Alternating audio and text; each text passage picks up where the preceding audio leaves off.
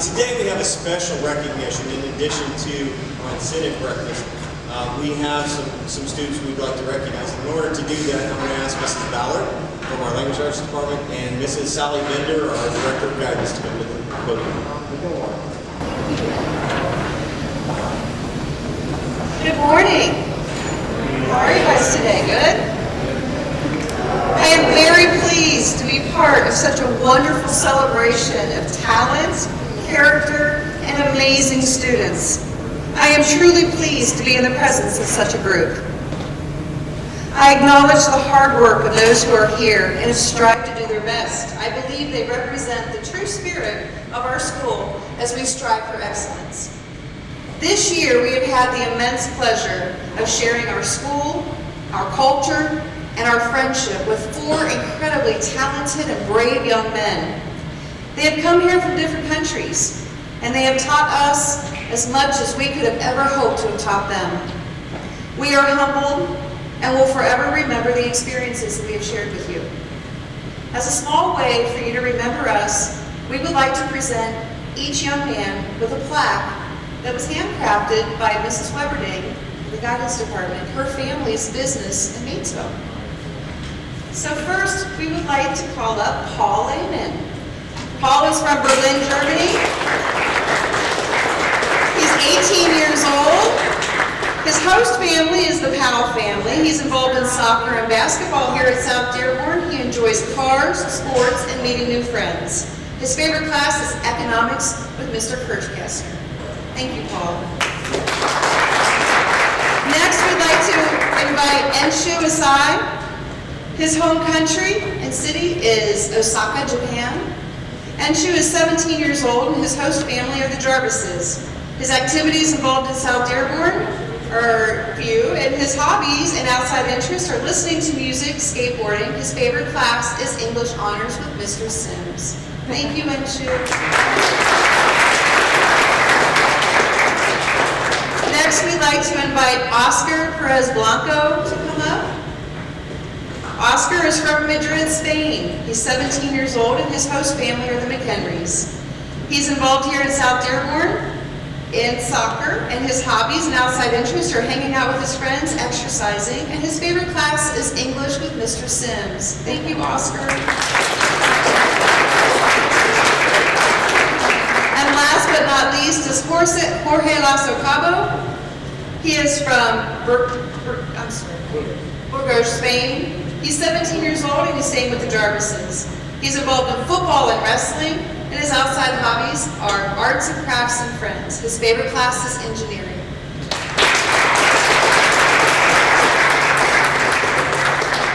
So once again, thank you all so much for being part of our community this year, and thank you for being with us.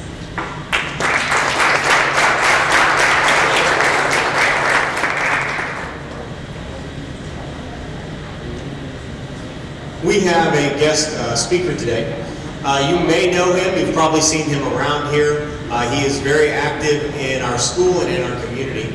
But he also represents a different element. He's the sheriff of Dearborn County. So at this time, I'd like to welcome Mr. Shane McHenry to the podium.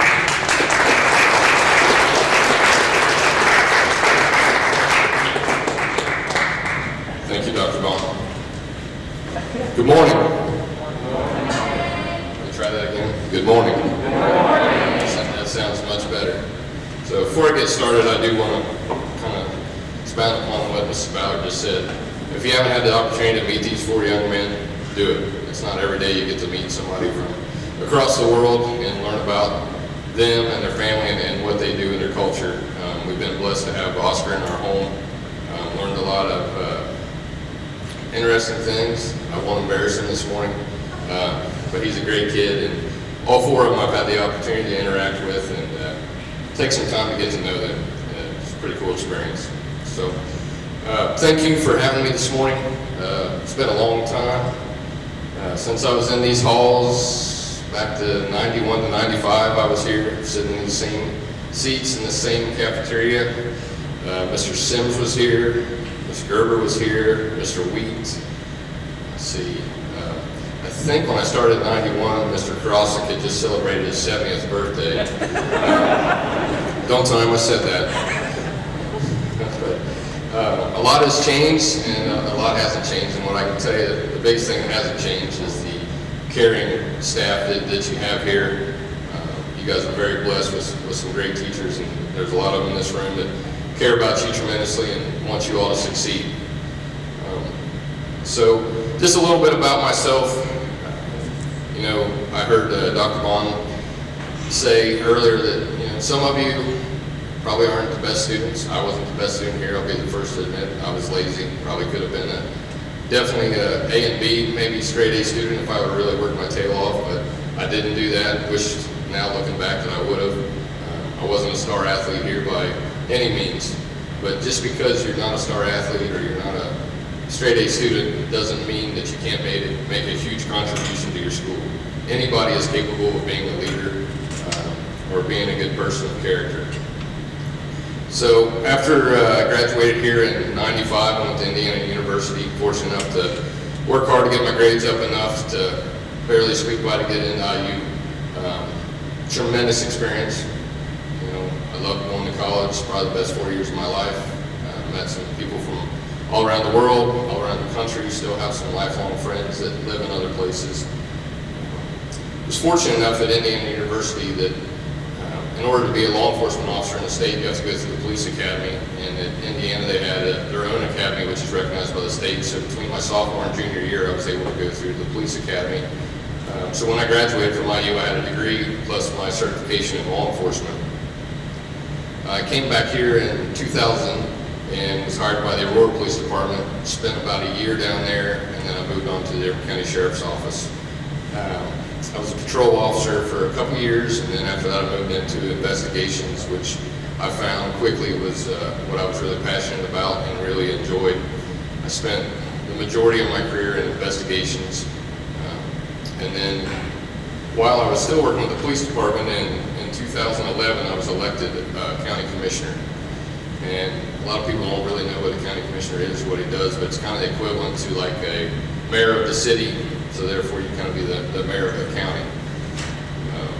So I served 8 years as county commissioner, 6 of those as president of the board of commissioners, which was a very, very good experience for me in leadership. Learned a lot. And then in 2019, I was lucky enough to be elected Dearborn County Sheriff, which has kind of always been I won't say a lifelong dream of mine, but once I got into this field, it's something that I always set my sights on and really wanted to do, and it's been great. And just to give a little background on what the sheriff does, obviously you have deputies here in the school, Deputy Prairie and Deputy Brandt. And then we have deputies, we have detectives, and then I'm also in charge of the jail, court security. Also, we serve court papers to folks. That's our responsibility. Have about 100 employees. We currently have about 270 inmates in the jail, which is kind of high for right now. But I tell you, it can be tasking being in charge of that many people, especially when you're in charge of deputies who go out here every day, and we don't always deal with the best things. I think since I've been sheriff, probably one of the worst things we've had to deal with was the bus crash that we had out here on 350. We were very fortunate that turned out as good as it did. So when we first heard about it, I think everybody kind of thought the worst about that. 12 days into office, we had our first officer-involved shooting that we've had in 20 years. So having to deal with that unexpectedly one day is just a couple of the big challenges that I had to deal with. But don't tell your friends at Lawrenceburg News Central I said this, but I always got a special place here in my heart for South Dearborn. Always be a Knight. Love supporting South Dearborn athletics and all the other activities that we do here. And there's no doubt, without some of the awesome staff members that I had back then, especially I had a couple people in the guidance department that were outstanding, that I really looked up to. I don't know, some of the teachers probably remember, but Mr. Gene Cleary was here, and he was in guidance most of the time when I was here, and he was just a huge person in my life that helped point me in the right direction.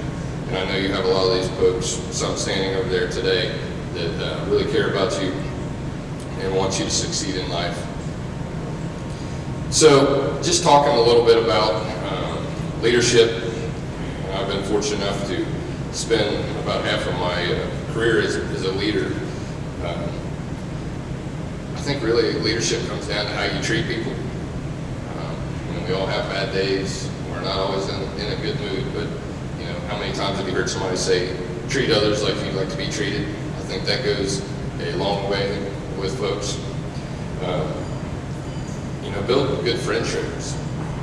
Have friends, and even if it's not somebody you spend time with every day, if you see somebody in the hallway that maybe you barely know, but speak to them and say hi. It's amazing the difference that makes in people's lives. I mean, who's had a bad day but you don't come to school and tell everybody maybe you got a grandparent that's sick or a grandparent that's passed away, or even something like a family pet that's died or something like that. If you don't know what people, you never know what people are going through in their life. A lot of people are private. They don't talk about issues that they have at home. Maybe mom and dad are getting divorced, things like that. So, be a good friend. Always treat people like you want to be treated.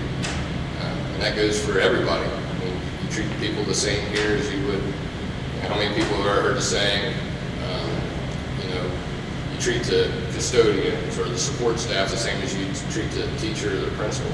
Respect those folks. It doesn't matter what role you play here. Everybody has a special role here, and you should treat everybody with respect. And in turn, people will treat you with respect. Cover a couple more things. I don't want to drag you guys on forever and make you fall asleep after that big breakfast. Some of you look at me with those tired eyes already. So I'm sure it's not like that in class, right? Everybody's attentive, wide-eyed, ready to go. Interacting, correct Mrs. Ballard? She leave already? Okay.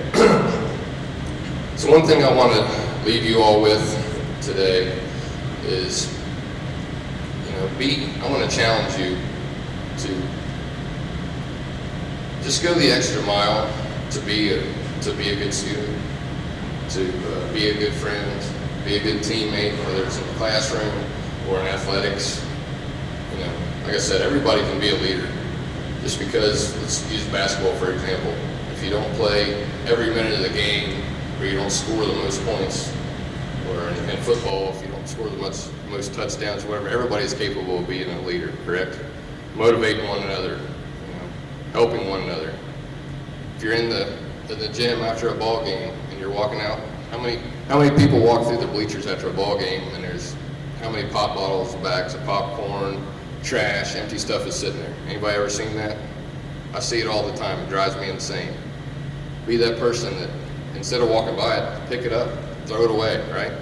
Help one another out.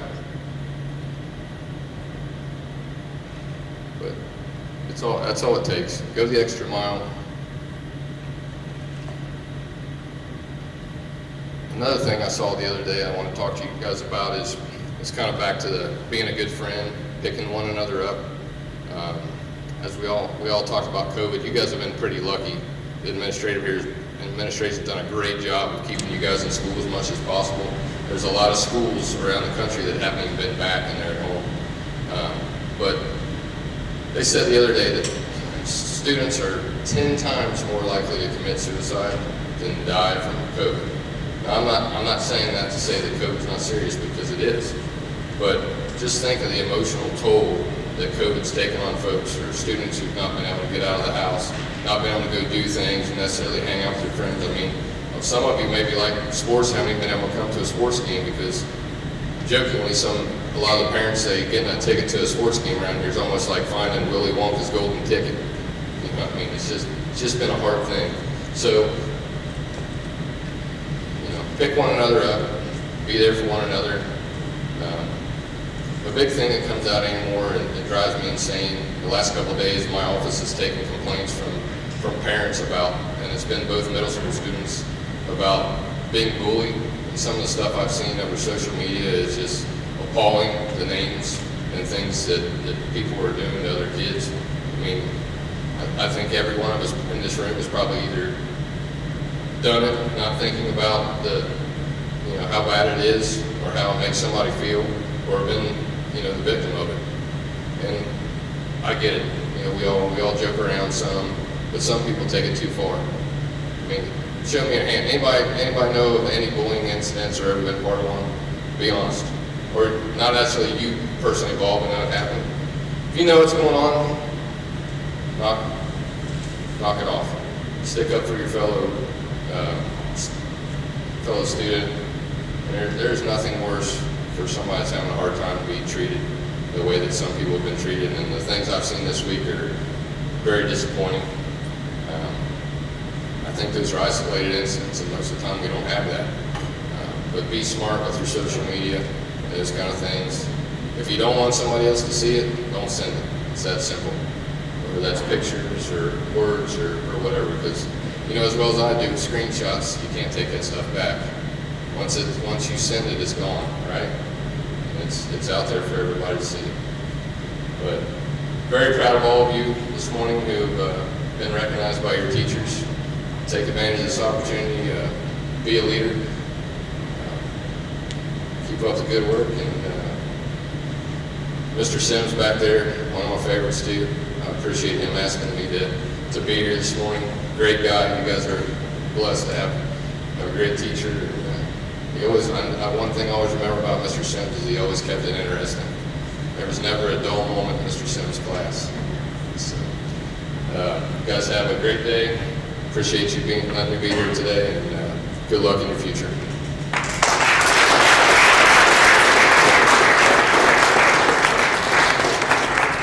All right, without further ado, I'm going to ask Mr. Borntrager to assist me. Mrs. Bender, if you would join us. Students, here's the procedure. We're going to introduce you. We're going to call your name up. I'd ask you to come up, pick up your certificate. If you would, we'll circle around and you'll return to your seat. Randall Acey. Colin Arendt. Kylie Ashcraft. Caitlin Baker. Austin Beadle. Ty Benton. Leah Berry. Isabel Daly. Jake Doherty. Tiana Dick. Clay Gentry. Elizabeth Helro. Easton Hewer. Clovis Hudnall. Alexis Einhold. Richard Jackson. Lindsay Keith.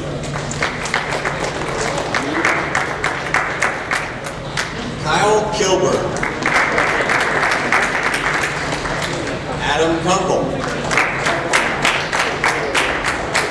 The next two students actually have the honor of being nominated twice by two different teachers. Landon Marksberry and Kaylee Marsh.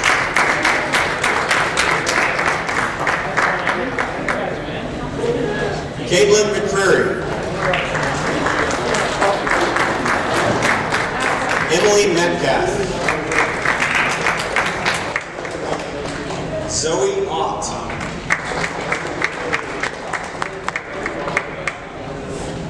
Drake Peets. Sandra Pettigrew. Nathan Petrafsky. Casey Ross. Devin Roth.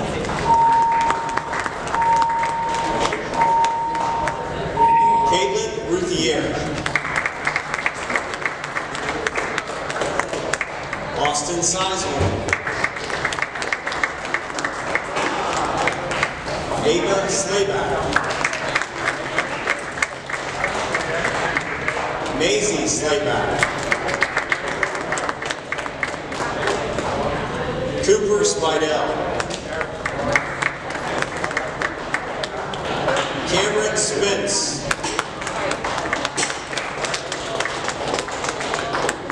Maria Townsend.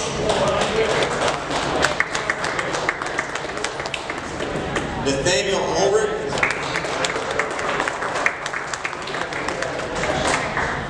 And Ashton Vaught.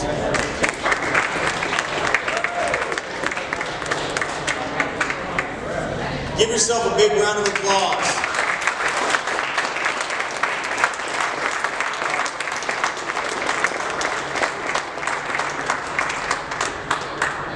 We are extremely proud of you, and we want to congratulate you on continuing to do the right things, continue to be cooperative and respectful, and we really appreciate you as a member of our school community.